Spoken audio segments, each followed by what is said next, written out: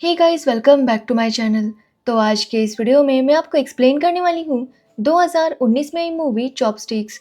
तो चलिए without wasting time movie का एक्सप्लेनेशन स्टार्ट करते हैं। मूवी स्टार्ट होती है निर्मा नाम की लड़की से जो अपनी नई कार की डिलीवरी लेने के लिए गई थी। अब वहाँ पर निर्मा देखती है कि उसकी कार का जो नंबर था उसका टोटल करने के बाद 11 आ रहा था। बट ये बात निर्मा को अच्छी नहीं लगती। वो चाहती थी कि एक नंबर जोड़ने के बाद इसका टोटल 9 आए। वो इस बारे में शोरूम वालों से बात करती है, बट शोरूम का कहना था कि ये सब उनके बस में नहीं रहता। असल में निर्मा काफी डरी सहमी और अनकॉन्फिडेंट लड़की है। उसे लगता है कि उसके साथ कभी भी कुछ भी गलत हो सकता है और इसी वजह से वो न्यूमरोलॉजी, एस्ट्रोलॉजी इस सब पर बहुत ज़्यादा विश्वास करती थी। अब निर्मा ने नई कार ली थी जिसकी वजह से वो बहुत ज़्यादा खुश थी। वो शोरूम से सीधे अपने ऑफिस निकलती है और रास्ते में अपनी माँ को कॉल करके बताती है कि उसे अपनी कार मिल चुकी है। जिसके बाद निर्मा अपने ऑफिस पहुंच जाती है। असल में निर्मा के ऑफिस में भी कोई उसे पसंद नहीं करता। जैसे कि उसके बॉस, उसके सीनियर्स और बाकी कलीग्स हमेशा उसका मजाक उड़ाते रहते हैं। यहाँ हमें पता चलता है कि निर्मा एक ट्रैवल एजेंसी में लैंग्वेज ट्रांसलेटर का काम करती है। निर्मा की बॉस भी उसके ऊपर बिल्कुल भी भरोसा नहीं करती, जिसकी वजह से वो उसे अच्छा काम नहीं देती।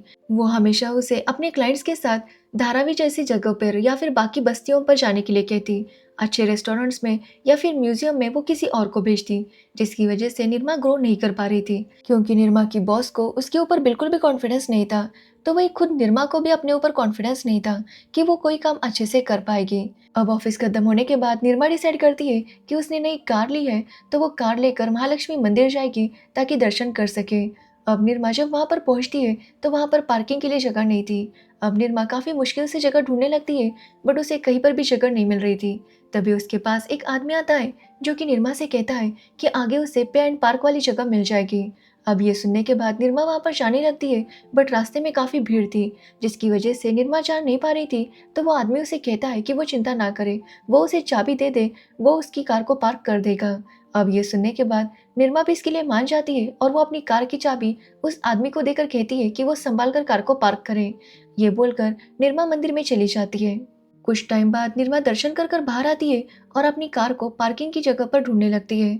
एक्चुअली उस आदमी ने निर्मा को कार पार्किंग की रिसीट भी दी थी। अब निर्मा अपनी कार को ढूंढती है बट वो कहीं पर भी नहीं मिलती।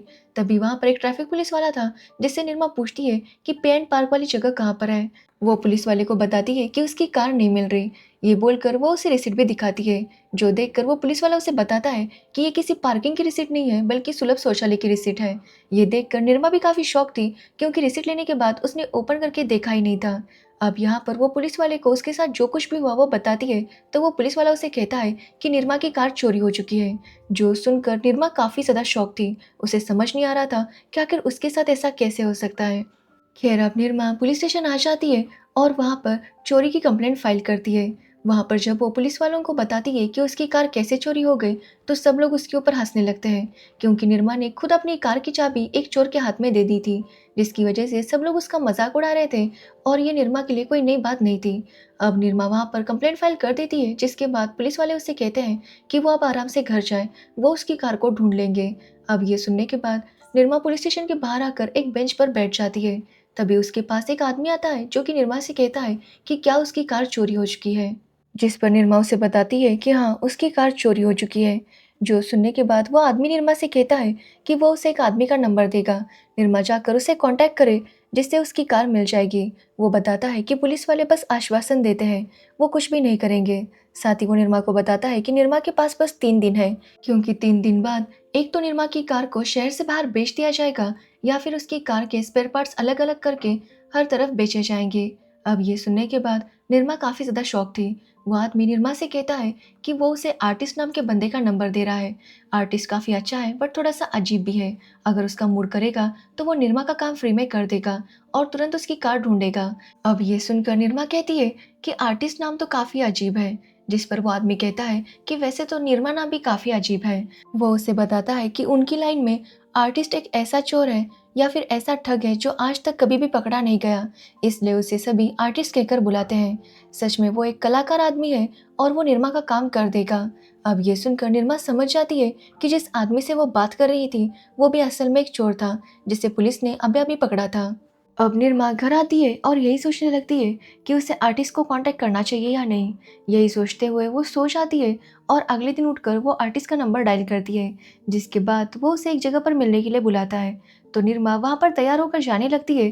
तभी वहाँ पर निर्मा के दरवाजे पर एक बंदा आता है। एक्चुअली ये वाईफाई वाला था और वो जानबूझकर निर्मा को बार बार परेशान किया करता। निर्मा उससे कुछ भी नहीं कह पाती, वो चुपचाप वहाँ से निकल जाती है। अब निर्मा आर्टिस्ट से मिलने आती है जो कि दुनिया का कोई भी ताला खोल सकता था। साथ ही उसे खाना बनाने का भी बहुत ज़्यादा शौक था। आर्टिस्ट बहुत ही टैलेंटेड था, बट बहुत ज़्यादा मिस्टीरियस आदमी था। वो निर्मा को बातों ही बातों में बता देता है कि उसने सिर्फ 12th स्टैंडर्ड तक की पढ़ाई की है। बाकी उसे निर्मा से भी अच्छी इंग्लिश बोलनी आती थी। अब जब निर्मा उसके साथ बात कर रही थी तभी उसे एक क्लाइंट का कॉल आता है और निर्मा उसके साथ चाइनीज़ में बात करती है। ये देखकर आर्टिस्ट को काफ़ी हैरानी होती है, जिसके बाद वो उसका मजाक उड़ाता है और पूछता है कि आखिर उसका नाम वॉशिंग पाउडर पर क्यों रखा है। तो निर्मा बताती है कि जिस दिन उसका जन्म हुआ था उसी दिन उसके पापा को वॉशिंग पाउडर की एजेंसी मिली थी, इसलिए उसके पापा ने उसका नाम निर्मा रख दिया। अब उन दोनों की ऐसी बातें चल रही थी और आर्टिस्ट अनजाने में चाकू लेकर निर्मा के पास आता है, जो देखकर निर्मा को लगता है कि आर्टिस्ट उसे मार देगा। और इसी वजह से वो पेपर स्प्रे उसके ऊपर मारने की जगह अपनी आंखों में मार देती है।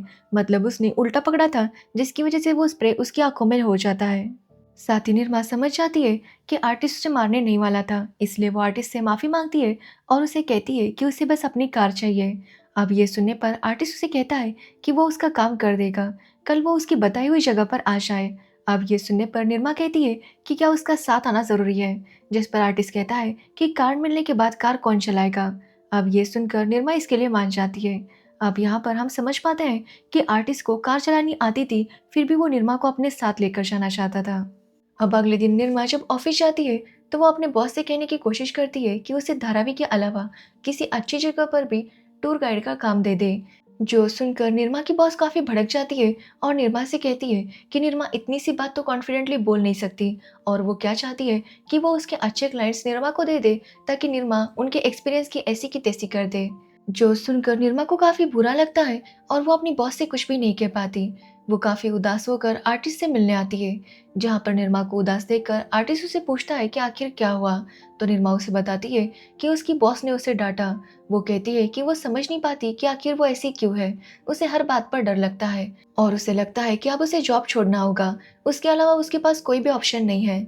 अब ये सुनने के बाद आर्टिस्ट उसे छत पर लेकर जाता है और टेरेस की बाउंड्री वॉल पर खड़ा हो जाता है निर्मा को लेकर। ये देखकर निर्मा काफी डर जाती है, तो आर्टिस्ट उसे कहता है कि निर्मा को यहाँ से कूदना होगा।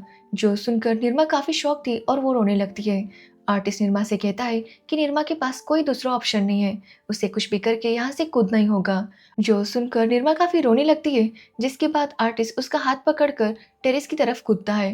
ये देखकर निर्मा समझ नहीं पाती। यहाँ पर आर्टिस्ट निर्मा से कहता है कि उसने बस निर्मा से ये कहा था कि उसके पास कोई दूसरा ऑप्शन नहीं है, उसे कूदना ही होगा। अगर निर्मा चाहती तो वो खुद भी टेरेस की तरफ कूद सकती थी, बट वो बस यही सोच रही थी कि उसे टेरेस से नीचे कूदना है। आर्टिस्ट निर्मा को समझाता है कि लाइफ में ऐसा नहीं होता कि हमारे पास एक ही ऑप्शन होता है, दूसरा ऑप्शन भी हमारे पास होता है, बस हमें देखने की ज़रूरत होती है।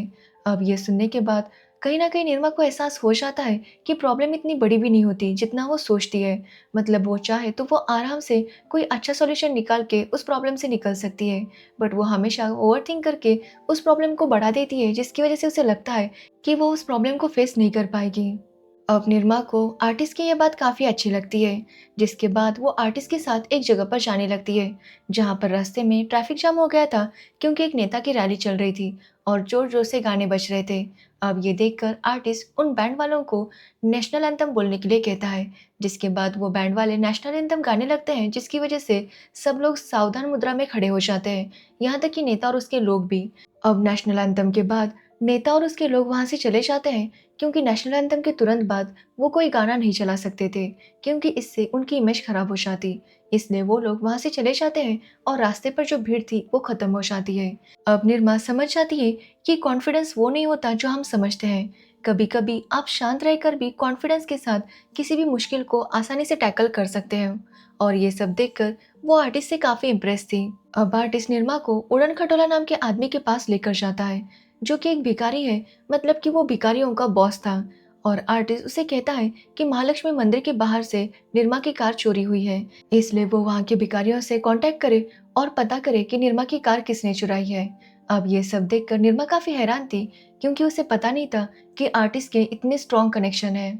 जिसके बाद हम फैजल भाई नाम के एक गैंगस्टर को देखते हैं, जिसके अड्डे पर निर्मा की कार थी। और फैजल काफी उल्टे दिमाग का था। उसके पास एक बकरा था जो कि उसके बेटे जैसा था। उसने उस बकरे का नाम बाहुबली रखा था और वो अपने बकरे को फाइट में भी भेजा करता था, जिसके ऊपर बेटिंग करके उसने काफी सारे पैसे कमा लिए थे।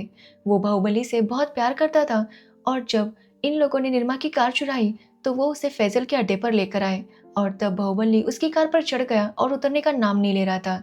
ये देखकर फैजल डिसाइड करता है कि अगर उसके बेटे बाहुबली को ये कार इतनी पसंद आ गई है तो वो उसे शहर से बाहर नहीं भेजेंगे, बल्कि यहीं पर रखेंगे। तो वही आर्टिस्ट उड़न खटोले के कहने पर मनोज नाम के एक आदमी से मिलता है। एक्चुअली मनोज वही चोर था जिसने निर्मा की कार चुराई थी। ये देखकर निर्मा काफी हैरान थी। अब मनोज निर्मा से माफी मांगता है और निर्मा उसे माफ कर देती है, क्योंकि अब उसे उसकी कार मिलने वाली थी। जिसके बाद मनोज आर्टिस्ट को उसका नंबर देता है जिससे उसने निर्मा की कार बेची थी। जिसके बाद ये लोग निर्मा की कार को देखने जाते हैं तो देखते हैं कि निर्मा की कार के सारे स्पेयर पार्ट्स अलग हो गए थे। ये देखकर निर्मा समझ जाती है कि उसकी कार पूरी तरह से टूट फूट चुकी है और वो समझ जाती है कि उसने अपनी कार को हमेशा के लिए खो दिया है। जिसके बाद आर्टिस्ट और निर्मा दोनों अपने अपने घर चले जाते हैं। अब आर्टिस्ट को उड़न खटोले का कॉल आता है जो कि उसे बताता है कि मनोज ने उन्हें गलत एड्रेस दिया था। वो उसे बताता है कि एक्चुअली मनोज ने वो कार फैजल भाई को बेची है। अब ये सुनने के बाद आर्टिस्ट इसके बारे में कुछ भी निर्मा को नहीं बताता, क्योंकि वो जानता था कि फैजल एक गैंगस्टर है और उसके साथ पंगा लेना मतलब जान का खतरा, इसलिए वो निर्मा को कुछ भी नहीं बताता। तो वही हम निर्मा को देखते हैं जो काफी उदास हो गई थी, बट अब उसके अंदर एक कॉन्फिडेंस आ गया था और वो बदल चुकी थी। अब ऐसे ही 1 महीना बीत जाता है और हम निर्मा को देखते हैं जो अपने ऑफिस जा रही थी। तभी फिर से वो वाईफाई वाला आकर उसे तंग करने की कोशिश करने लगता है, जो देखकर निर्मा कैंची लेकर आती है और उस वाईफाई वाले की आंखों में देखकर अपने वाईफाई के कनेक्शन की वायर ही कट कर देती है। ये देखकर वो समझ जाता है कि अब निर्मा उससे नहीं डरती। जिसके बाद निर्मा ने फैसला किया था कि वो अपने ऑफिस में नोटिस देगी और 1 महीने बाद जॉब छोड़ेगी। इसी बीच नेशनल ज्योग्राफी के 2 विदेशी बाहुबली के ऊपर डॉक्यूमेंट्री शूट करना चाहते थे। ये सुनते ही फैजल काफी खुश होता है और वो इस खबर को लोकल न्यूज़पेपर में छपवा देता है। अब निर्मा जब उस न्यूज़ को देखती है तो वो समझ जाती है कि फोटो में बाहुबली और फैजल के साथ साथ उसकी कार भी थी। ये देखकर वो समझ जाती है कि उसकी कार अभी भी है, इसलिए तुरंत वो उस न्यूज़पेपर को लेकर पुलिस स्टेशन जाती है और पुलिस वालों को बताती है कि उसकी कार फैजल के पास है। बट पुलिस वाले उसकी मदद नहीं करते, क्योंकि फैजल एक गैंगस्टर था और पुलिस वाले भी उसकी जिप के अंदर थे, जिसकी वजह से वो फैजल के खिलाफ कोई भी एक्शन नहीं लेते। ये देखकर निर्मा तुरंत आर्टिस्ट के पास पहुंच जाती है। अब आर्टिस्ट को वो अपनी कार के बारे में सब कुछ बताती है तो आर्टिस्ट निर्मा से कहता है कि वो अपनी कार को भूल जाए, क्योंकि इसमें जान का रिस्क है, क्योंकि फैजल कोई ऐसा वैसा मामूली गैंगस्टर नहीं है बल्कि बहुत खतरनाक गैंगस्टर है। बट अब निर्मा काफी बदल चुकी थी।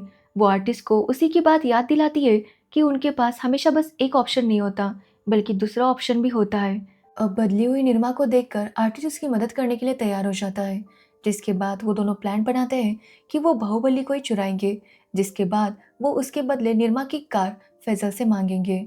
अब ये सुनने के बाद निर्मा को भी आइडिया काफ़ी अच्छा लगता है। जिसके बाद हम देखते हैं फैजल को, जो कि एक मेकअप आर्टिस्ट को चूज करता है ताकि वो बाहुबली का कुछ अच्छा मेकअप कर सके। तो वही आर्टिस्ट महमूद नाम के बंदे से बाहुबली जैसा दिखने वाला एक बकरा खरीदता है, बट उस बकरे की 3 उंगलियां थी। अब अगले दिन हम देखते हैं कि निर्मा वो मेकअप आर्टिस्ट बनकर बाहुबली का मेकअप करने के लिए जाती है, जहाँ वो बड़ी मुश्किल से जिसके बाद वो बड़ी मुश्किल से बाहुबली को आर्टिस्ट के खरीदे हुए बकरे के साथ बदल देती है। जिसके कुछ टाइम बाद ही फैजल को पता चल जाता है कि बाहुबली किडनैप हो चुका है, क्योंकि वो बाहुबली को काफी अच्छे से जानता था। कि तभी वहां पर महबूद आता है और जब वो देखता है कि उसका बकरा यहाँ पर है तो वो फैजल से पूछता है कि उसका बकरा यहाँ पर कैसे आ गया। अब ये सुनते ही फैजल समझ जाता है कि महबूब जानता है कि ये बकरा किसने खरीदा था, इसलिए वो महबूब से उसके बारे में पूछने लगता है और महबूब उसे बता देता है कि वो बकरा उससे आर्टिस्ट ने खरीदा था। तभी आर्टिस्ट का फैजल को कॉल आता है, जो कि उसे कहता है कि अगर उसे बाहुबली चाहिए तो उसे निर्मा की कार लौटानी होगी। अब फैजल समझ गया था कि इस सब के पीछे आर्टिस्ट और निर्मा है, इसलिए वो अपने बंदों से कहता है कि वो तुरंत आर्टिस्ट का पता लगाए। अब इसके बारे में आर्टिस्ट को भी पता चल जाता है और वो तुरंत वहाँ से छुपने के लिए निकलता है। साथ ही वो निर्मा को कॉल करके बताता है कि वो भी अपने घर से निकल जाए, क्योंकि फैजल के गुंडे उसे भी ढूंढते हुए वहाँ पर आ जाएंगे।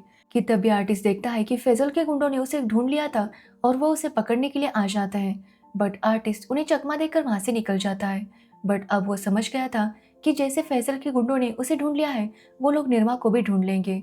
और आर्टिस्ट नहीं चाहता था कि निर्मा के ऊपर कोई प्रॉब्लम आए, इसलिए वो डिसाइड करता है कि वो खुद ही फैजल के पास जाएगा और उसे सब कुछ बताएगा। इसलिए वो फैजल के घर आता है तो देखता है कि निर्मा वहाँ पर बाहुबली के साथ आ चुकी थी। निर्मा यहाँ पर फैजल को बताती है कि उसने बाहुबली को बस इसलिए किडनैप किया था ताकि वो फैजल को समझा सके कि अपनी पसंदीदा चीज को अगर कोई आपसे दूर करता है तो कैसा लगता है। बट जब उसने बाहुबली को किडनैप किया तो वो समझ गई कि बाहुबली कोई चीज नहीं है, वो फैजल के लिए उसका बेटा है, इसलिए वो उसे यहाँ पर लौटाने आई है। अब ये सुनने के बाद फैजल की आंखें भर आती है। वो समझ जाता है कि नैना के लिए उसकी कार कितनी इंपॉर्टेंट थी, इसलिए वो नैना को माफ कर देता है और उसकी कार की चाबियां दे देता है। साथ ही फैजल को एहसास हो गया था कि वो बाहुबली से कितना प्यार करता है, इसलिए वो डिसाइड करता है कि आज के बाद वो बाहुबली को कभी भी फाइट में नहीं भेजेगा।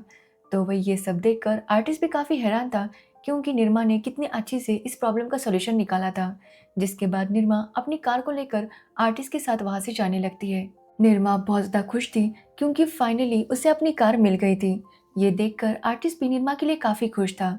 यहाँ पर आर्टिस्ट निर्मा की लाइफ में एक एंजल बनकर आया था, जिसने निर्मा की लाइफ को पूरी तरह से बदल दिया था।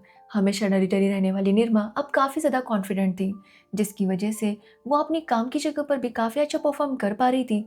और ये देखकर निर्मा की बॉस भी उससे काफी इम्प्रेस होती है और वो निर्मा से कहती है कि वो अपना जॉब ना छोड़े। साथ ही वो निर्मा को प्रमोशन भी देती है और अच्छे अच्छे टूर पैकेजेस भी देने लगती है, जो देखकर निर्मा काफी खुश थी। यानी कि अब उसकी जिंदगी पूरी तरह से बदल चुकी थी। अब एक दिन निर्मा जब एक कुकिंग शो देख रही थी तो वो देखती है कि आर्टिस्ट ने भी उसमें पार्टिसिपेट किया था। ये देखकर हम समझ पाते हैं कि कहीं ना कहीं आर्टिस्ट ने भी फैसला कर दिया था कि अब वो चोरी चकारी छोड़कर कोई अच्छा काम करेगा, अपने पैशन को फॉलो करेगा। ये देखकर निर्मा भी उसके लिए काफी खुश होती है और इसी के साथ ये मूवी एंड हो जाती है। तो ये थी चॉपस्टिक्स मूवी की स्टोरी। अगर आपको इस मूवी की स्टोरी और मेरा एक्सप्लेनेशन पसंद आया हो तो वीडियो को लाइक कमेंट शेयर जरूर करना और मेरे चैनल को सब्सक्राइब करना बिल्कुल मत भूलना। Thanks for watching video.